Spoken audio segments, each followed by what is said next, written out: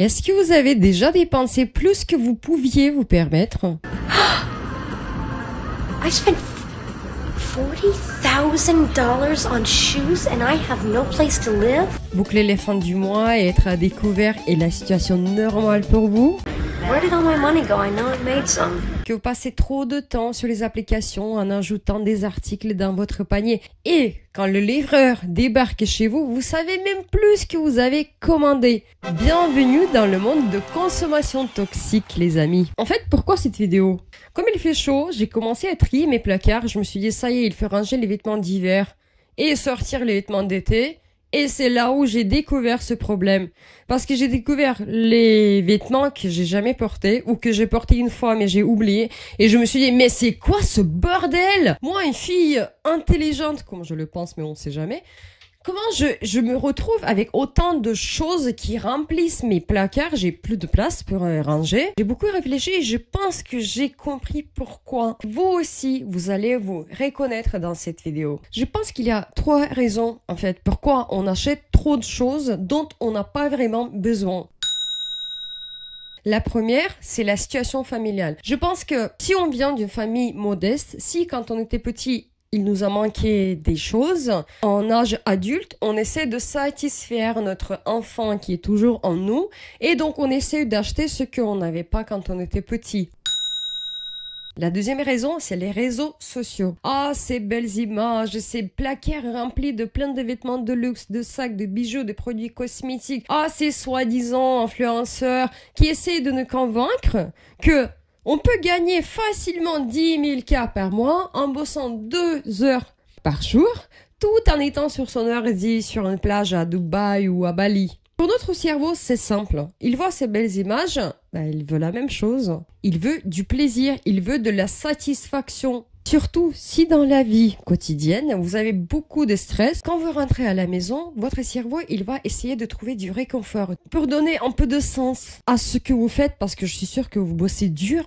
Et nous, voilà, en train de valider le paiement sur un site, tout excité parce que c'est ça qui nous donne de la satisfaction. C'est comme recevoir un cadeau de Noël. T'as l'impression que c'est toi qui l'as payé, mais t'as l'impression que c'est un cadeau que quelqu'un t'a fait.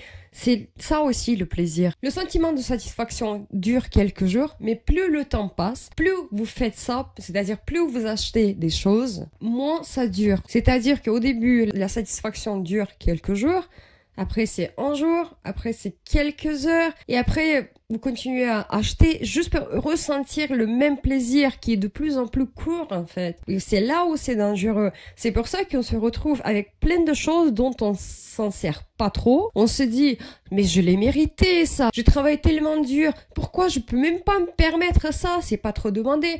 Tout ça, c'est des excuses. Et quand vous achetez trop de choses, ça veut dire que soit vous avez beaucoup de moyens, soit vous n'avez pas de moyens mais vous continuez à acheter, donc il y a un souci.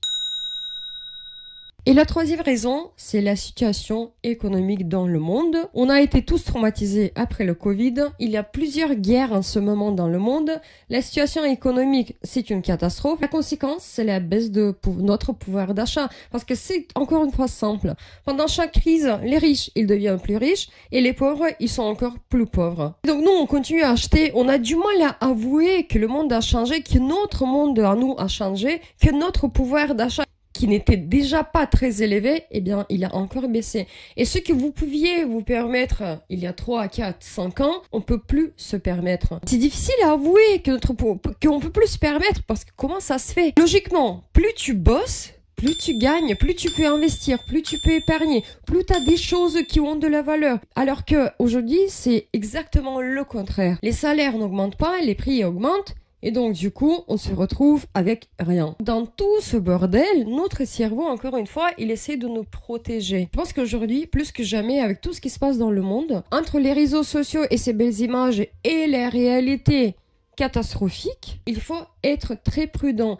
Et je pense qu'il faut commencer par se poser des bonnes questions. J'achète parce que j'ai vraiment besoin de cet article, parce que je vais m'en servir, ou j'achète parce que j'ai envie de acheter, parce que je cherche une sorte de satisfaction. Il n'y a pas de honte si vous n'avez pas beaucoup d'argent, mais il faut rester vigilant. Et il faut pas oublier que c'est pas en achetant ces articles que vous devenez plus heureux. Que n'oubliez pas que l'argent ne fait pas de bonheur. Et tous nos soucis, ils sont dans notre tête. Ils pensent qu'avec l'argent, ils auront tout. Seulement, on n'achète pas tout avec l'argent.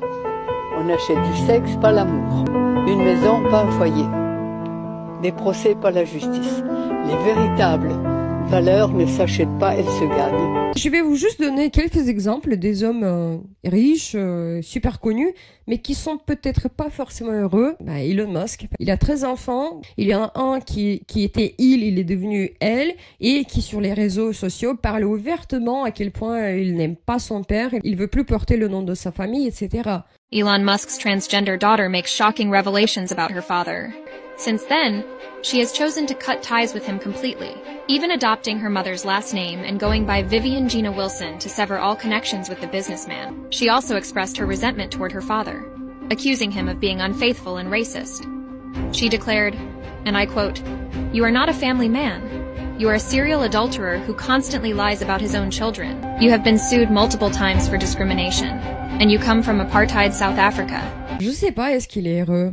Ou prenez Tom Cruise, qui est tellement à fond dans sa religion qu'il ne voit plus sa fille, et ça fait des années qu'ils se voient plus, ils se parlent plus. You see me as a superstar, a hero, but I couldn't even hold on to the word dad. On my daughter Suri's 18th birthday, I didn't send a message. I didn't send a gift. There was only one letter ending the $400,000 a year in child support. People say she suddenly gave up my last name, but I know it wasn't a sudden decision. It was a choice, built on 6 years of silence. Ever since her mother and I split, I haven't seen her. Est-ce qu'il est heureux? Peut-être, je sais pas. La princesse Diana, cette femme qui pouvait se permettre tout ce qu'elle voulait, qui avait l'amour de toute la planète, et pourtant, on le sait très bien, elle était malheureuse. Elle a jamais réussi à être aimée par la seule personne que elle aimait. Je pense pas que l'argent fasse le bonheur. L'argent rend la vie plus confortable. On est bien d'accord. Bon, merci pour votre attention. Je vais aller trier mes placards là et regarder pour combien d'années j'en ai encore de tous ces vêtements. Et pendant combien d'années j'ai pas besoin d'acheter des vêtements, quoi. Merci beaucoup et à bientôt.